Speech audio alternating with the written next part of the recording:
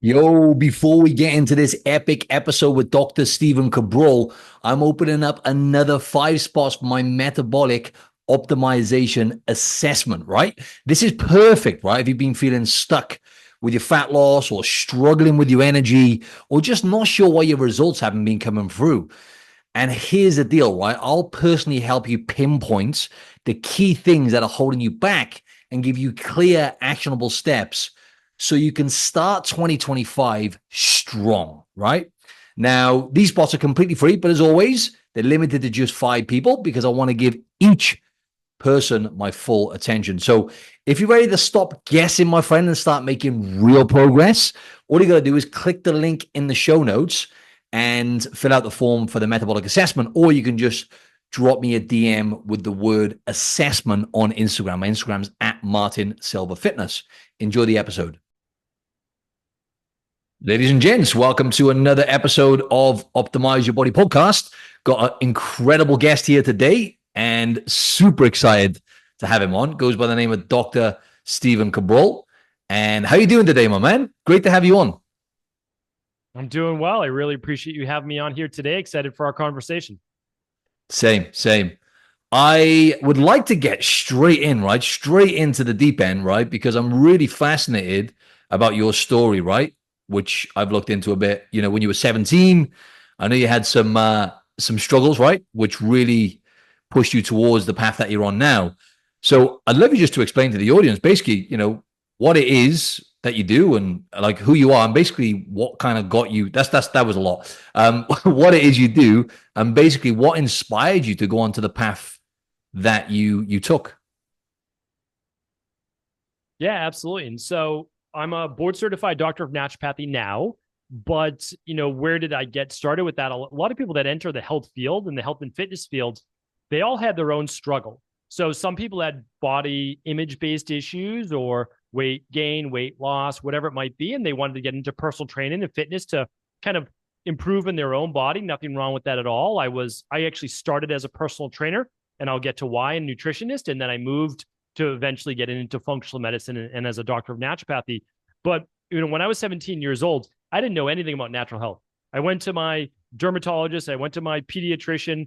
Whenever I got a cold, they put me on amoxicillin or antibiotics. And that was just basically like my life. That's how I grew up. When I was 14, I was put on twice a day amoxicillin for some acne. And unfortunately, it devastated my gut health. And because of that, which I didn't know, I would then later come down with autoimmune issues.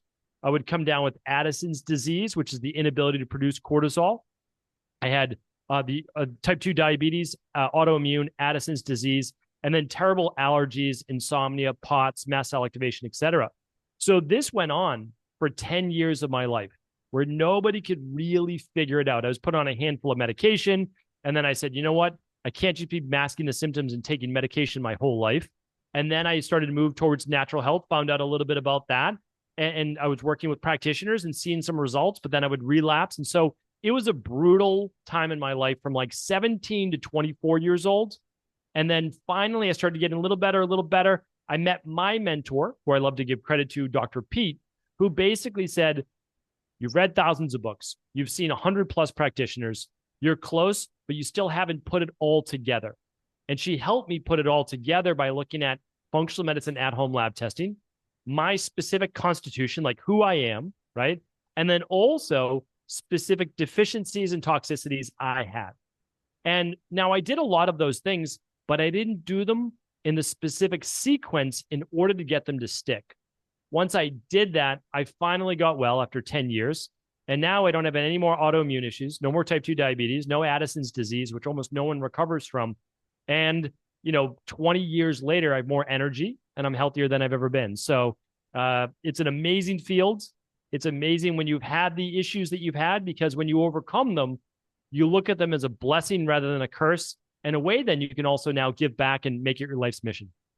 It is interesting, though, right? How we normalize those things in terms of taking antibiotics. Because I used to get chest infections a lot in my early 20s, and I used to take them all the time. And when I look back, I had some mental health struggles at the same time. And I think I saw some study recently about depression and antibiotics, and the rate, I think it went up by like 25% or something like that. I saw a recent study. So it has a and obviously gut health Yes. as well. It's just, with all the hormones produced in the gut as well, it makes total sense, doesn't it? But back then, I bet you were just taking them thinking, I just want to get better. And you're making matters much worse, right? Well, that's the big thing is that now they understand when you take antibiotics, yes, it will kill the bacteria. But much of the time when I was young, I just had it'd be a virus. You don't take an antibiotic for a virus. Again, we can't provide a medical advice, medical treatment plans, medical cures, medical diagnosis here on the show. But a antibiotic kills bacteria, not viruses. There are antivirals, but it's just not typically what we do. Because then we also create these super bugs, which allow then for regular antibiotics not to work. And we're starting to disrupt our gut microbiome, where we now know that 70%, 80% of the immune system lives there. But not only that, certain neurotransmitters are produced. It helps with weight loss or weight regulation. And it also creates what's called leaky gut or intestinal permeability.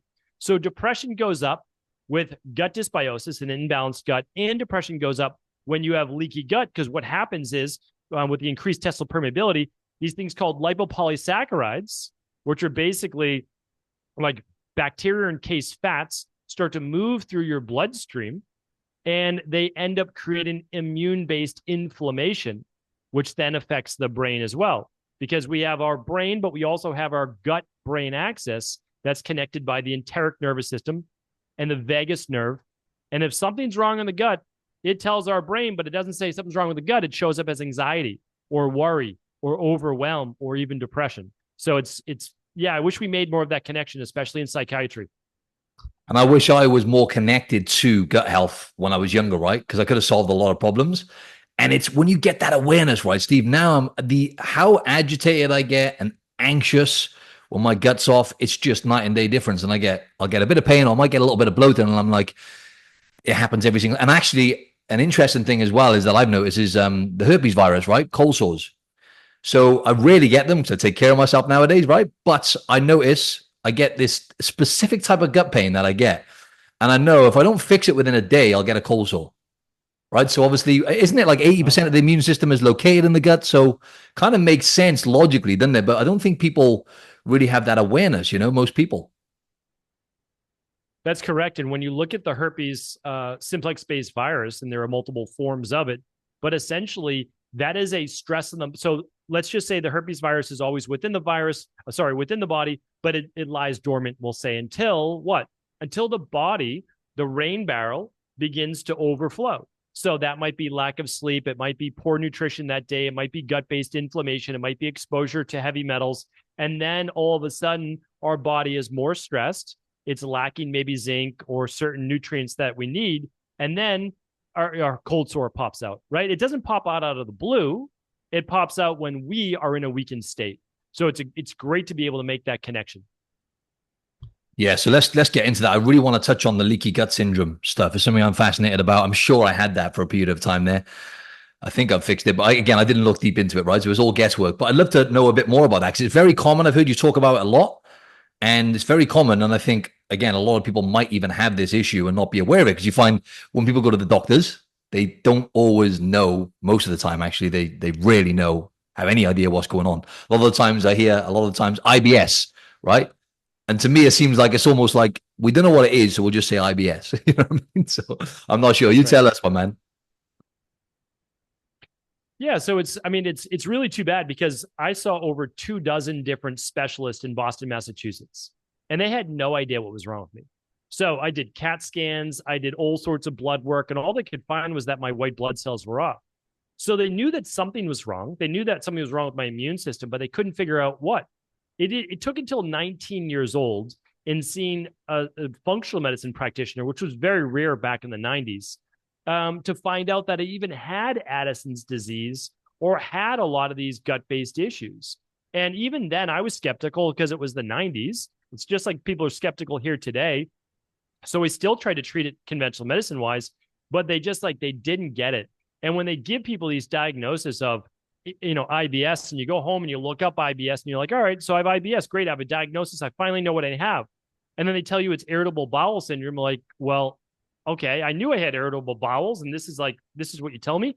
And the difference between integrative health and following basically functional medicine, although I don't love to use the term functional medicine anymore, because a lot of people just prescribe hormones. So I don't consider that, functional medicine. Integrative health is looking for the root cause. So if you have IBS, if you have autoimmune issues, if you have migraines, if you have skin rashes, if you have anything, you ask why. And you say, oh, well, because I'm high in inflammation. Okay. Well, why are you high in inflammation? Because that's not a root cause. And you might say, well, I have an inflamed gut or I have leaky gut. Okay. Why do you have leaky gut or an inflamed gut? Well, I have candida overgrowth, or I have bacterial overgrowth, or I have parasites, or I have food sensitivities, or I have H. pylori. Those are the 5 reasons. So in our practice, what we do is we find out which one of the 5 reasons do you have for your gut-based issues, and then we go about resolving the 1, 2, or maybe 3 that you have out of the 5. Not all 5. If you don't have parasites, no need to work on parasites. If you don't have H. pylori, no need to work on H. pylori, which is a bacterial infection that starts basically in the stomach and moves down. But a lot of people are dealing with SIBO or bacterial overgrowth in the gut, or yeast overgrowth, and that's because women have taken antibiotics. Women and men taking antibiotics. Women might be taking birth control. Alcohol, a lot of us in college drank a good amount of alcohol, and that's not great for the gut. Fried food, food sensitivities, any type of inflammation, obviously can disrupt that gut microbiome. And the way that it does it is that we take an antibiotic, which is broad spectrum, like amoxicillin. It kills a lot of bacteria, bad bacteria, but also a lot of good. But it allows the yeast and the fungus, the candida, begin to overgrow. That then becomes it starts to be able to ferment more than it should. And then all of a sudden we feel like we can't eat carbohydrates because every time we eat carbs, we get gas. Okay, that's not the carbohydrates' fault. That is the disrupted microbiome that we need to rebalance so that we can eat a normal based balance of good, healthy foods. And you touched on a few things there, Steve. You mentioned about heavy metals. You mentioned about birth control. Obviously, we've touched on antidepressants as well. Is there anything else that you see common, whether that be vegetable, right? Because I know certain vegetable oils can be pro-inflammatory. Also, we've got fluoride. Have you mentioned the main ones there, or is there anything that you see patterns with that? It's like, wow, okay, it's this again, which has triggered off one of those 5 things that you mentioned. Yeah. So for the most part, there are things that a few people just don't do well with digestively. And there can be certain factors within the gut. They just don't break down well certain sulfur-based amino acids or veggies, whatever it might be. But it's really not, again, it's not the vegetable's fault and it's not the fruit's fault. We would be in really bad shape in life if we weren't able to eat brightly colored fruits and vegetables or just food in general. Like, we are meant to be omnivores. So I always see in most people, if they have a digestive-based issue where they can't eat certain foods, or they say, I can only eat meat or anything else I get bloated from, that is not the food's fault. There is a real underlying root cause that if you don't fix that, it's not getting better. By not eating the carbs, you're just shrinking your gut microbiome. And yes, you feel better symptomatically in the short term because they've shown that low-carb diets shrink the gut microbiome. Great. So you don't ferment as much food, right? Because you've taken out the fermentable-based food, the fructo, oligo, di, mono, and polysaccharides. Okay, so you're feeling better. Inflammation's gone down. But the problem is you never set to balance the bacteria in the microbiome, the yeast in the microbiome, or the gut permeability, most likely. So now what you did was you partially emptied your rain barrel of inflammation, but you never fixed the root cause. And if you don't fix the root cause, you are constantly spilling what are called lipopolysaccharides into the bloodstream, which can then lead to heart disease, high blood pressure, type 2 diabetes, Alzheimer's, and cancer in the future. So I don't like to get rid of all the symptoms, meaning like the symptoms allow us to know whether we are balanced or not. And if you just say, I can only eat these 6 foods or I get bloated, trust me, you want to know if the bloating exists, because when the bloating is no longer there and you're eating a healthy, balanced diet, then you're actually well. Staying away from that is the conventional medicine Band-Aid based approach, which I can't subscribe to or recommend anybody do. Okay, so that makes sense. So let's talk about things like the carnivore diet, right? Which is obviously very popular now. And people say, I went carnivore and I felt great. I felt amazing. 3 months, best I've ever felt. And then a lot of the times they end up going back to old behaviors, gaining a bit of weight back. And then I'll go back to carnivore because I felt so good when I was on it. So what you're saying is then you get a buildup of lipopolysaccharides, and that could be a problem, essentially. And there's other stuff going on, I know, as well. But I'd love to just give a breakdown for the audience. I know a lot of people are jumping, trying different diets, especially the carnivore diet. I know a lot of people who listen mention that. So I'd love to hear your perspective on that. Yeah, well, with the carnivore diet, when you do that, you're basically choosing it for two reasons, maybe a third. So the first reason is that when you eat carbohydrates, you get bloated and you feel terrible. You get joint pain, you get inflammation. So I understand, like, okay, that's why someone chose it. Or the second reason is you want to do it because you want to get lean, and it will help you put on muscle and lean out. Like, there's just no doubt about it. I mean, I literally started my career in the 90s doing body transformation, personal training, work with like celebrities, like the whole thing. And it not that it doesn't work. I mean, again, 30 years ago, the way that I learned it from others is that we did leans and greens. Basically, it was like protein and vegetables, and it worked really well. And so it's like, yeah, that still works today because your body is retaining less water. You're still getting enough protein. Anyway, we can go down that rabbit hole. Or the third reason is you're just experimenting with it because you saw someone online do it and you want to give it a shot. That is like the worst reason. But the first two, we can see some validity too. All right. So you take out carbohydrates, and because you had an imbalance with microbiome based issues of gut bacteria and or yeast overgrowth, now you shrunk the gut microbiome. So now you're not fermenting those carbohydrates. There's not as much overgrowth. You didn't fix the problem. You just shrunk it, right? So let's just say that you have 70% bifidobacterium and 30% lactobacillus-based bacteria. Well, they're just not balanced, right? And it's never going to balance it out. You just shrunk it all. Okay, so now you feel less of the issues. I get it. The second one, you wanted to do it because you wanted to be able to get more protein in your diet and lean out at the same time. And it does work. It's probably like one of the best ways for body transformation. But now here's the issue. So it makes sense. And the 25-year-old me was like totally on board. I used to take in 250 to 300 grams of protein per day. Now, keep in mind, literally, I'm 5'8", and I was trying to get to 200 pounds. And you know what? I was able to do it. I took in a massive amount of protein. I didn't cut my carbs. I was just trying to get bigger and bigger. And it worked. Now, I will tell you, I was quite unhealthy during those years doing that. And so what I recommend to people is to eventually decide, usually it doesn't hit until you get to your 30s, do you want to focus more on body transformation and just being, an absolute animal? Or do you want to focus on longevity? Because the two don't necessarily mix. There are very few people who are bodybuilders and just go all in on that diet and world when they're younger and maintain that through life. And you can try to point to people like, well, Arnold Schwarzenegger is still alive. Yeah, but he's had 4 or 5 heart surgeries. And like, that's the thing, is like, we just have to be careful with the specific mindset. So I'm going to pause there for a second, but I can actually give you the science as to why. Yes, it is. I'll give you the science as to why it's the best body transformation, but also the science as to why it's not the best for longevity, because that's the truth. Like, both can be true. Yeah, I'd love to get into that. And I'm glad you touched on that, because you've got the aesthetics, because I've done a lot of bodybuilding stuff in the past, bodybuilding comps, not for a while.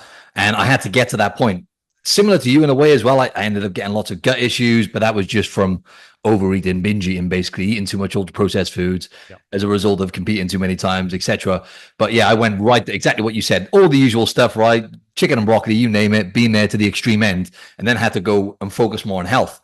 But the interesting thing is I actually look better now because I'm healthier and because I put in so many years of, and I'm not perfect. As I say, I still get some gut issues here and there, which I probably need to get deeper on for sure in terms of the root causes, but I'm in a better place than I've ever been. But as you say, people want it all, right? They're like, right, I want to live as long as I can. And I really want to, longevity. And you can get some of that, of course, like just by building muscle and stuff. That's good for you. But people want to also get super lean, shredded. I want to look like X, Y, and Z, someone they found online or whatever. So yeah, I'd love to go deeper into that in terms of like the longevity and the body transformation and why they don't necessarily go hand in hand.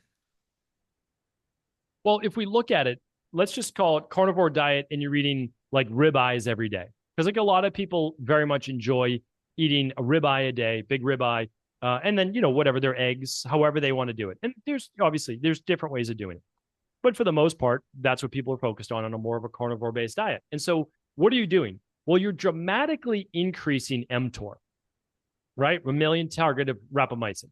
Okay, so what is that doing? Well, it's basically shutting down the opposite. AMPK, autophagy, all of the things that we know if we increase those, we typically increase lifespan.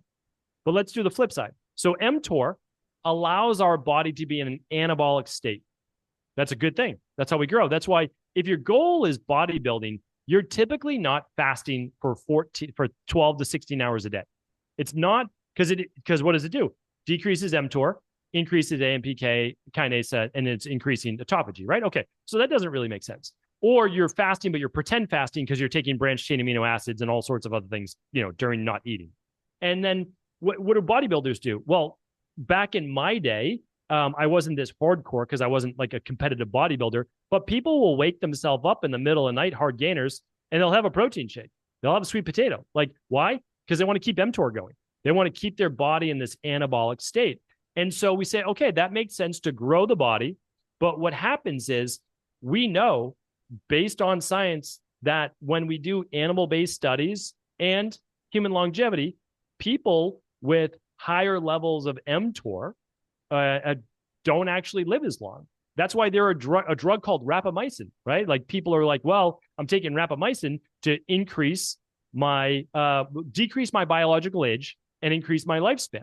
And because I've seen it work in animal studies. Well, what's it doing? The exact opposite of a high mTOR-based diet, a high protein-based diet. And then, there's many other factors. So now we would all love to say that everybody is eating grass-fed meat, right? Red meat, pastured chicken, pastured eggs, but most people are not.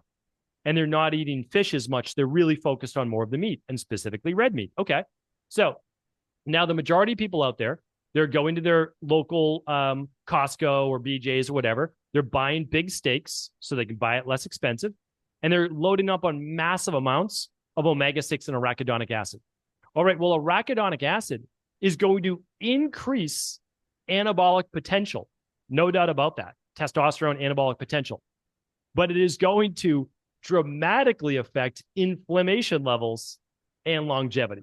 That includes everything from type 2 diabetes, cancer, high blood pressure, high cholesterol. Again, we don't have to associate specifically high cholesterol because I know that 50% of people who have a heart attack have high cholesterol, 50% of a heart attack don't have a high cholesterol. So I get that. It's nuanced, but certainly not, certainly detrimental towards longevity. Then there's IGF-1. So IGF-1 increases with increased meat intake. Okay. So now you have more natural growth hormone being produced. Great for anabolism, not necessarily great for longevity because we haven't found any studies yet with people with high IGF-1 living a long time.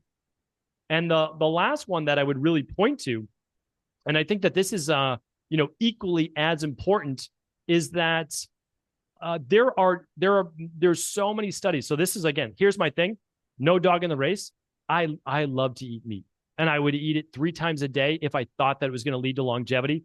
But I have not seen any legitimate science saying that, and it usually says it on the contrary.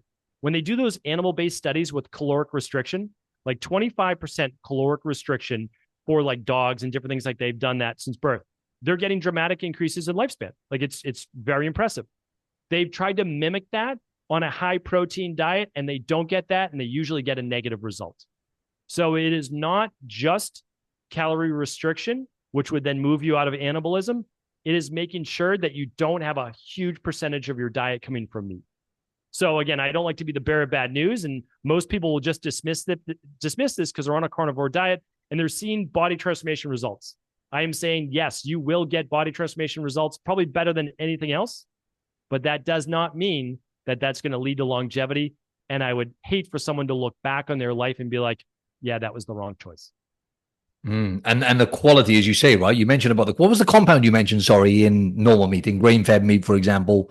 You mentioned obviously more omega-6s, and then you said another compound, which is anabolic. Called arachidonic acid. Arachidonic acid, right? Okay. So if someone, because I know a lot of people listening to this are probably actually eating better quality meat versus that. So either way, though, obviously, I know it's not really nuanced a lot in the studies, I guess, that you're looking at, right, in terms of the types of meat. But bottom line, lots of meat 3 times a day, for example, pushing that protein. Let's say you're having 1.5 grams per pound of body weight, which is me.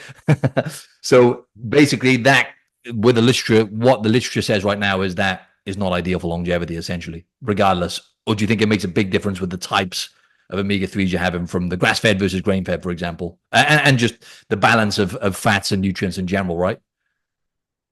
Yeah, I think it makes a good difference. I don't think that it totally changes the conversation because it's also total protein in your diet. Now, again, like you can go back and forth whether people believe the studies or not to believe the studies. I like to stay unbiased. So there are very good studies that show when more than 20% of your diet is from animal-based protein, all-cause mortality increases. So basically, just you're not going to live as long.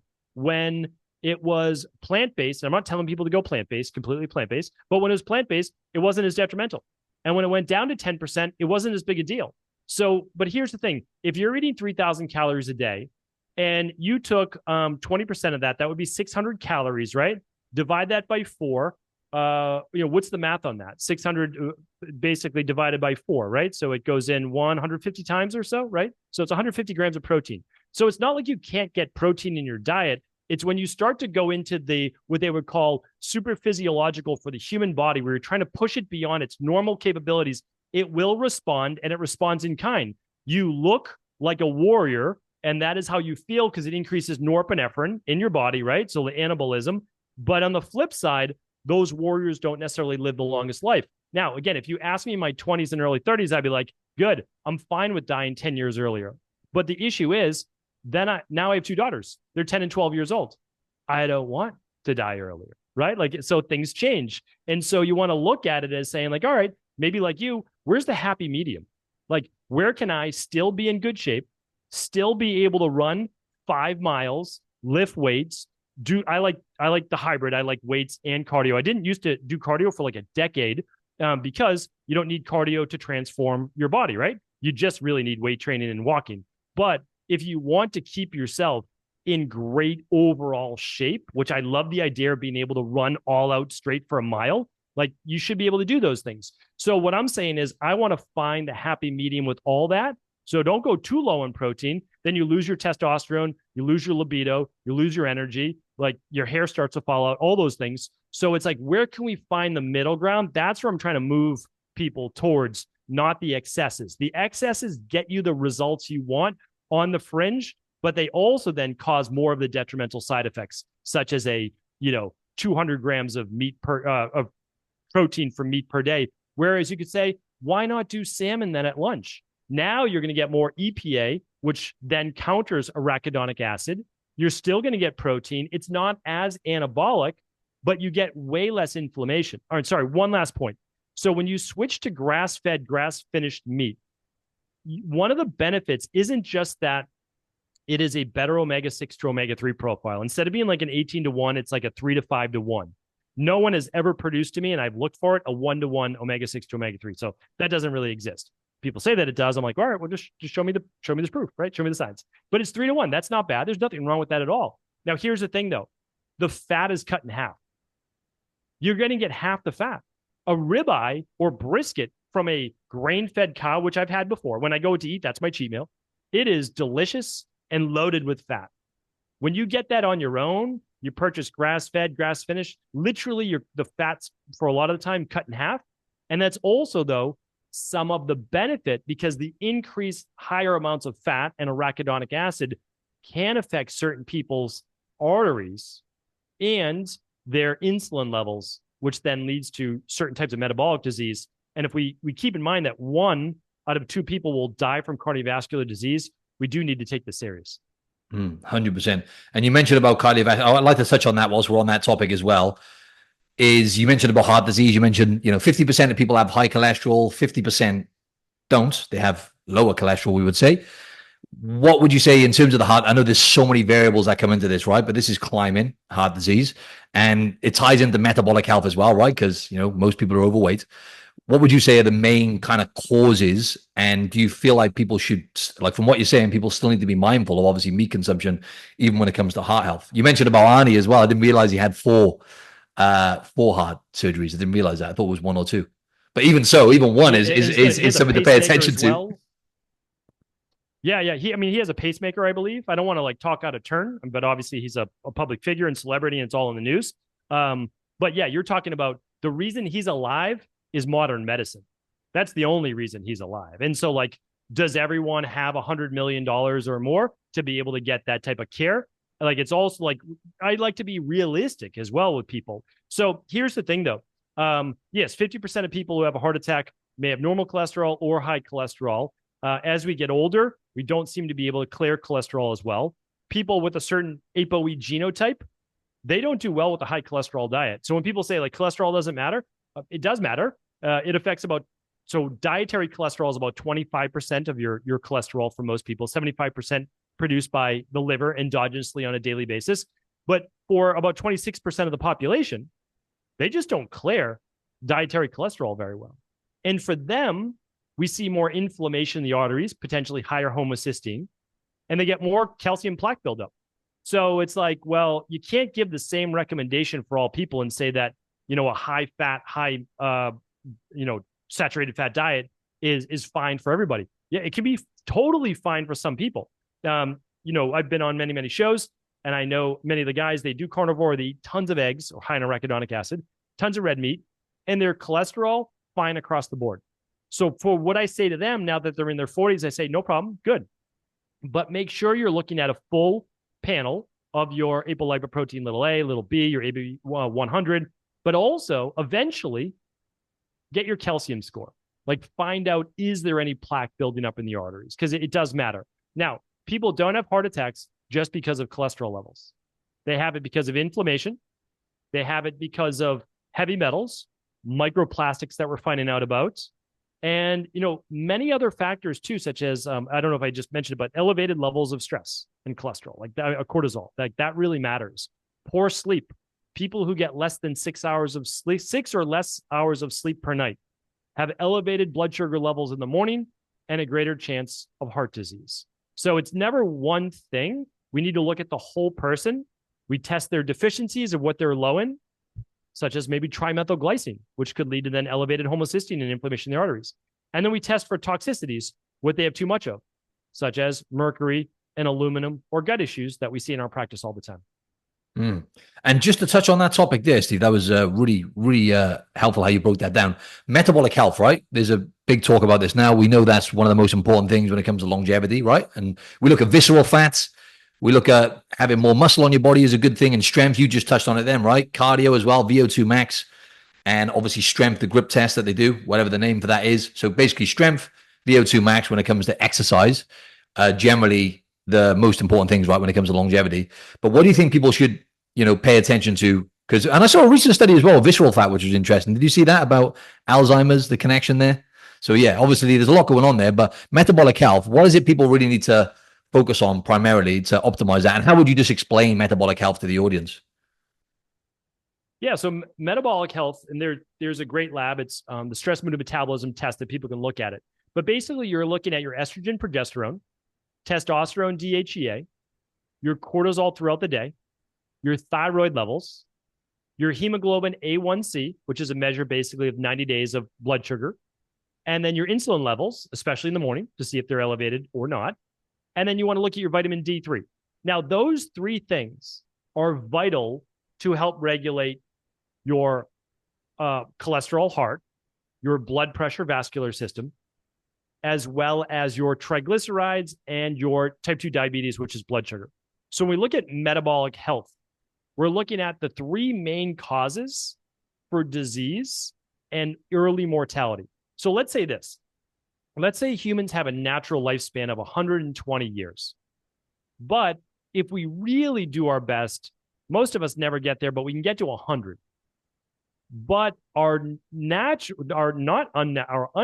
lifespan is 75 years old for basically men, 78 for women. Okay.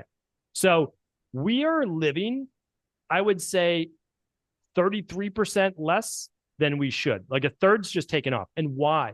Well, they found that if you don't get heart disease, high blood pressure and stroke, or type 2 diabetes, the likelihood that you live then to your later 80s, you get a decade more if you just don't get those. Now, those are easily preventable, but you have to be checking for them quarterly or at least twice a year because they'll never sneak up on you. You just see that gradual rise in hemoglobin A1C.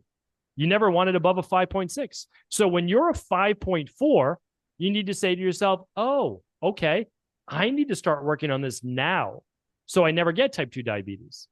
And if your blood pressure starts to creep up to even 125, 130, over 85, you need to start working on that now.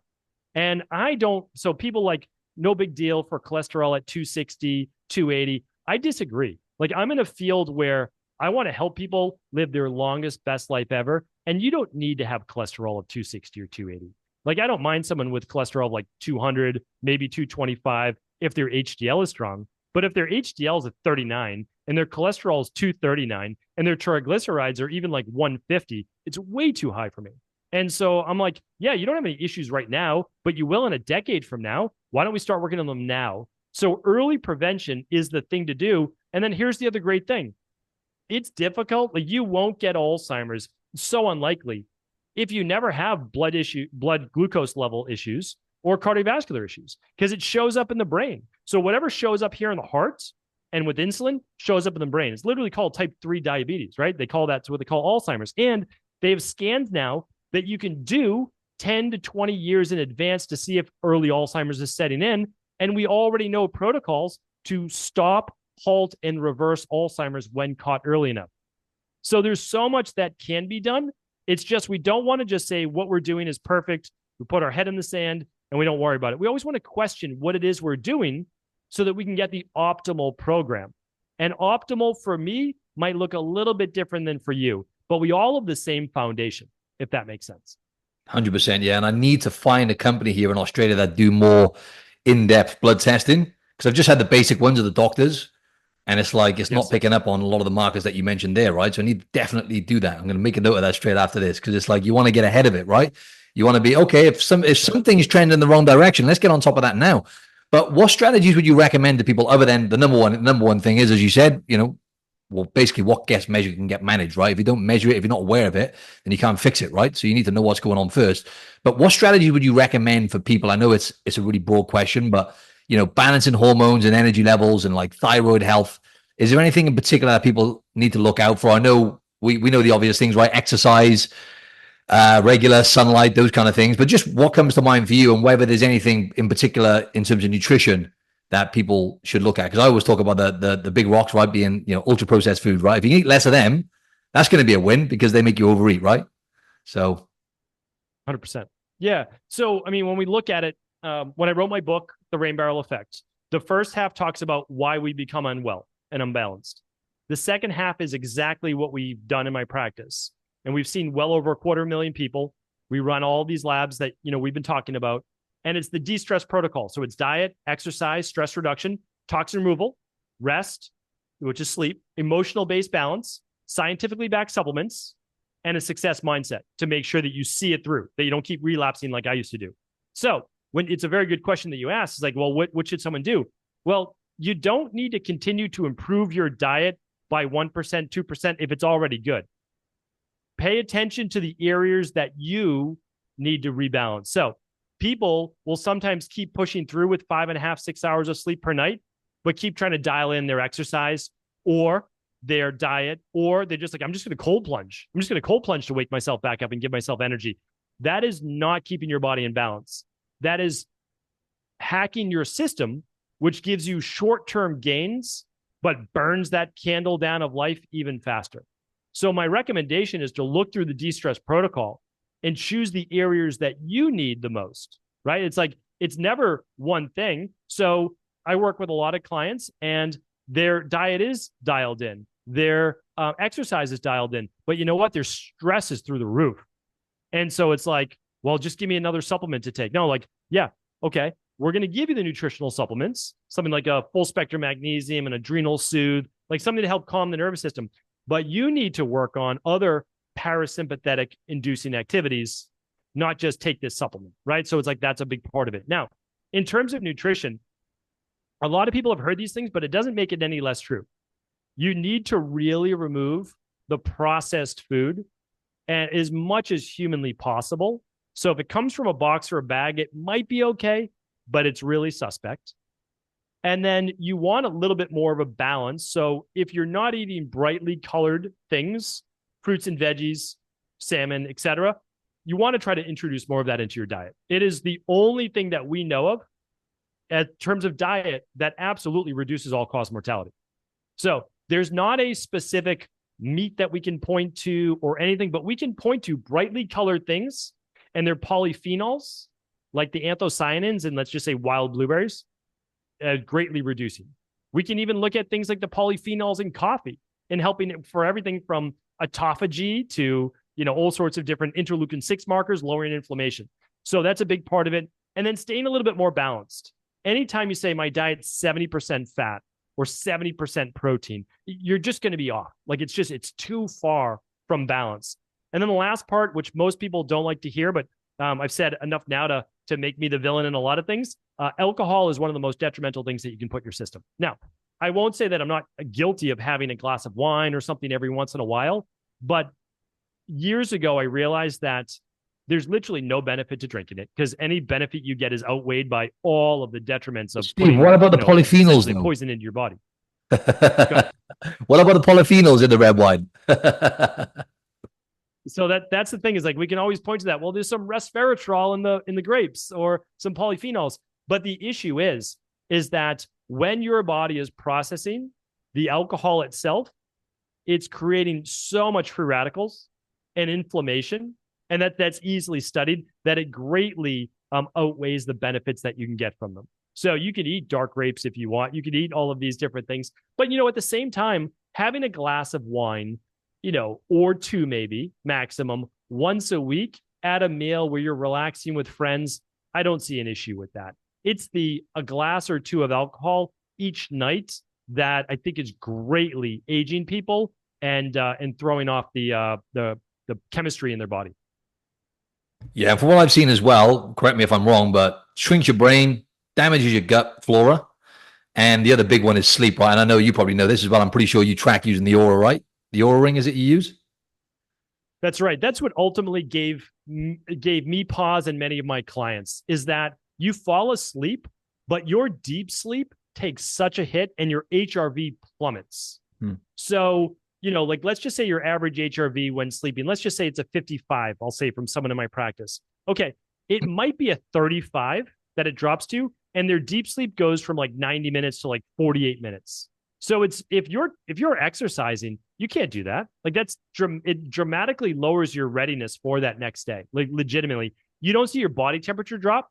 So your body temperature is meant to drop each and every night when you go to bed, and that's why you want to sleep in a cool environment. When you drink alcohol, you don't see that because the actual processing keeps that body temperature elevated for the most part. So people get sweats more often, and so yes, that's why I really can't recommend it. Now, I will give you a little caveat. When people finish their drink, like 5 o'clock, 6 o'clock at night, and it's 3-4 hours before bed, they don't always get those detrimental effects. It's when it's close to bedtime that it seems to be worse. Now, again, most people aren't, day drinking and stopping their alcohol by 4 or 5 o'clock, but it's at least something to note because I like to give both sides of the equation. And that's exactly what I do. I rarely drink, Steve, like yourself, but when I do now, it's in the daytime. It's well before 5, to be honest. I'll do it as early as possible. And I was like mentioning it to my clients today. I was saying to them, look, I'm not recommending that you go, to the pub in the morning, you know what I mean? But you mentioned then about HRV, and I wanted to touch on something. Right, this is what people need to hear as well, just to kind of wrap this up. There's a lot of people listening to this. They'll be already at a good level. They're probably covering most of the main important things when it comes to that. The main things like they're moving enough, they're training, they are eating pretty well, 89% of the time, let's just say. But a lot of them want to add, right? And I even had a client the other day, Steve, right? He just started recently.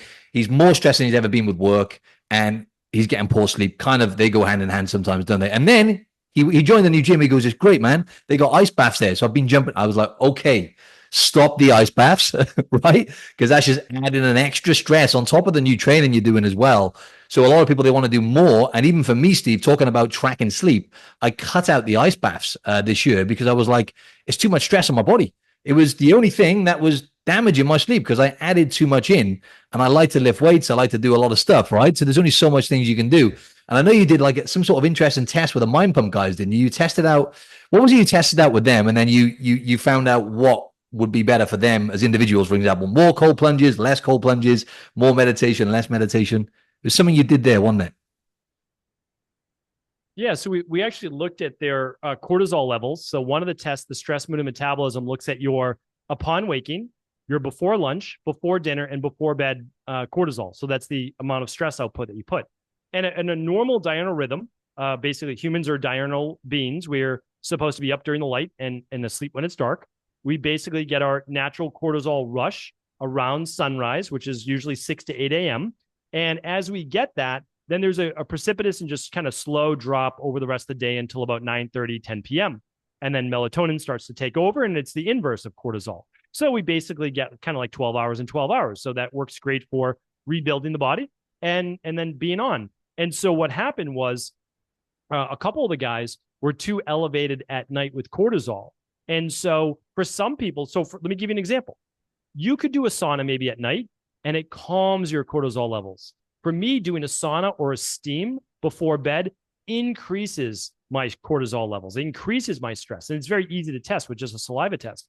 And so some of these things are bio-individual, but I can't do sauna. I have to do sauna early in the day because to me, it's like a little zone 2 cardio workout. Like I'm getting that heat going, I'm sweating, my heart rate's getting elevated. And it takes a little while for that engine then for me to cool down before bed, where for me, maybe I could do a cold plunge, let's say at 5:30, 6 o'clock at night, end of the day, before dinner, and I breathe through it. It's not too cold, and I just calm my nervous system with it. That's not for everybody, but if you can calm it, maybe then that helps your sleep.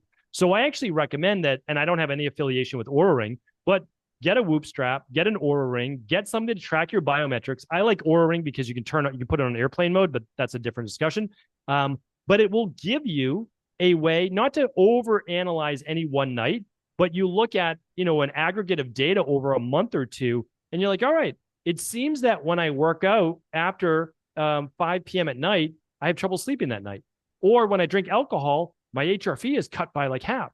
And you'll just start to see these things. You don't need to overreact, but over time, you'll automatically know the right things to do. And so that is why I'm a lab test data first individual, so that I never have to guess. I can tell you exactly what you need to do, what your deficiencies are, what you have too much of, we call those toxicities, and then balance it for you, and while remembering that we're not static human beings. So if you change your diet or change your lifestyle in 6 months, let's retest. Let's find out where you're at now. How's your new lifestyle treating you? Oh, it actually looks great. We can actually decrease these certain supplements because you're less stressed now. Your sleep is better. And then we can use this one if we want to improve mitochondrial function or whatever we want. So we can kind of play with things. And to me, that's the most fun part of the health and wellness industry. 100%. And there's no way around doing the work though, right? I find the discipline in the evening, which you've talked a lot of times on, the blue light blocker glasses in the nighttime. I've been wearing them for like 6 years. And you mentioned simple things like that, right? Like putting those glasses on in the evening, right, a few hours before bedtime. There we are. It drops your cortisol, increases melatonin, kind of sends a signal to tell your brain it's nighttime. But putting the work in, and like I say, putting the work in, I mean coming away from your phone and stuff, and just calming your nervous system down. Ashwagandha is something that you mentioned before as well, which I can't say I test, but I use the the ring to track it, and it's a noticeable difference. Ashwagandha, I cycle that. But is anything so I just like to just kind of summarize, wrap it up with bedtime routine and how like any supplements you recommend for. I know it's hard without testing, but that you see that work. Like I know ashwagandha works for me and a lot of clients who going through stress or to improve sleep and stuff, or both. Yeah, if we're just talking sleep, we use a product called Adrenal Soothe, which contains the clinical dosage of ashwagandha. So meaning clinical dosage means the dosage in there has been clinically shown to reduce cortisol by over 33%. So like, yeah, we know that works, but also we combine it with Synergist, because just like you might be a great responder to ashwagandha, but maybe some people only respond half as much as you. So we also add L-theanine and we add phosphoserine and we add other nutrients that we also know work as Synergist, so we don't need to do a mega dose. So we typically do 2 Adrenal Soothe at dinner, and we do 2 full spectrum magnesium. So glycinate, lysine, and malate. And so when those are together, if you respond really well to glycinate, great. If you need a little bit of lysine, which might actually work even better for you with different viral-based things, then great. And then before bed, we use a small amount of liquid melatonin. Now, you don't need to do this if your deep sleep is already 90 minutes and you fall to sleep, with a latency of less than 20 minutes. So if you fall asleep when your head hits the pillow within 10 minutes, You're good. Your deep sleep's 90 minutes. You don't need any melatonin. Your cortisol is being shut down. Great. Some people do really well with a small dosage. What's a small dosage? Anywhere from 1 to 5 milligrams. And we use a liquid, so it's in your system and out of your system quickly, so there's no grogginess in the morning. We do that, and people dramatically improve their sleep. Now, that's just from supplements, but we use the 3-2-1 sleep formula. 3 hours before bed, no food. So your digestion's already basically out of the stomach. 2 hours before bed, no real liquid. You might just take your supplements, whatever you need. And then 1 hour before bed, no blue light. Turn on your salt lamps, get off the phone, read a book, journal, meditate, get on a PMF mat, do resonance breathing, do all of those things, and it dramatically transforms people's sleep. And if you improve your sleep, you will improve pretty much every single health outcome out there. Like literally, blood sugar will be better, inflammation will be better, energy's better, mood's better. Like everything gets better. So sleep is a great first place to start. Yeah, and I haven't got any affiliation with those companies, but that was a game changer for me. Got the Whoop a few years ago, then I switched to the Aura, and it just unlocked that next level for me because you're aware. And again, going back to what we said, what gets measured can get managed, right? So I love that 3-2-1. That's so simple, and it's interesting though because it's such a challenge to get people to do that. Because I know I can be really disciplined when I put my mind to it, but that was the last one for me. It was like coming away from that phone. When I did that, it's like a noticeable, and I can actually see the data again now. If I take the mic too much, or I stay up, if I decide to watch TV one night and I have that cognitive stimulation, it's a noticeable difference. And even I find it harder to fall asleep. So yeah, coming away from that phone an hour before bed, 2 hours no fluid. So 3-2-1, sorry, 3 hours no food at least before bedtime, 2 no fluid, and then 1 no blue lights. I think if people can implement that one thing and they can be consistent with that, that would likely be an absolute game changer, right? 100%. You'll see if the longer you can go before bed without food, you will see your HRV. And if people don't know what your HRV is, it's basically the measure in milliseconds between heartbeats. And the more asymmetry there is, the better your parasympathetic nervous system activity, which is the rest, relax, repair. The lower your HRV, so the less asymmetry there is, then the more sympathetic nervous system dominant you typically are, and the more stress your body's under. So if you stop eating 3-4 hours before bed and you're used to eating right before bed, I'm telling you, you will see that heart rate variability climb, which is a measure of repair overnight. And it is a game changer. That's why alcohol dramatically reduces that. Once I saw that and I introduced it to clients, they're like, yeah, I really can't drink, 3-4 nights a week. It is affecting my sleep. And so, when you have these things right in front of you, you can't unlearn them, unknow them. You see them, you feel better when you don't do them. And eventually over time, they stick. It's not going to stick right away. That's okay. Over time, we want to get these things to stick. Dr. Stephen Cabral, Dr. Stephen Cabral, got it right the second time. Mate, really appreciate you coming on. That was awesome. There's so much in there. And if people can, take 1 or 2 things out of there and implement those things, I have that awareness. I literally think it could be a game changer or life changer, but really appreciate you sharing your perspective. And the book you mentioned, right? The Rain Barrel Effect, top selling book, and looks absolutely incredible. So I'll put that in the show notes. And where can the audience find you, Dr. Stephen Cabral? And anything else you want to mention? Go ahead. Yeah, I appreciate you having me on. And I want to share with you, and we're going to get them out to you. So my functional medicine, integrative health practice online, we work with people all over the world, 27 different countries. We ship these labs to Australia, to New Zealand, to the UK, to Canada, all over the US. So I want to make sure that we get you these hormone-based labs, the sleep-based labs, the inflammation labs. We test omega-6s to omega-3s. So happy to do that. That you can find everything at stephencabral.com. So it's just my name. It's Stephen with the PH. And you'll be able to see my podcast, The Cabral Concept, everything right there. So, and if anybody needs anything, just reach out. We're always happy to help, whether it's on social media or they just can email us as well. And we'll certainly get back to you. Awesome. I did not know you could ship to Australia. I haven't found any companies that can do that yet. So I'm going to get onto that. We are the only company, believe it or not. Yeah. We're the only company that ships globally because we have private clients all over the world. And so we had to figure out a way to be able to get these at-home lab tests to people all over the world. It wasn't easy. It took quite a amount of time, But it's exciting because we have so many clients in Australia. So yeah, it's Oh, that's awesome. people. You know, we love our Australian clients. Oh, I'm going to get on that. Myself and my girlfriend, we're going to get onto that. That is amazing to know. Like I said to you, it's so hard to find. So hats off to you for doing that, because I know how hard it is to get stuff out here. So incredible. Yeah. And I'll add everything into the show notes as well. And half of the audience are in America anyway. So, you know, they'll check you out. And yeah, they're going to have so much awareness just from this episode now. So the next step is to get testing and stop guessing, like you said. That's right. Well, appreciate you having me on, and thanks for all the great work that you're doing. It's great. Thank you very much. We'll speak soon. Thanks again.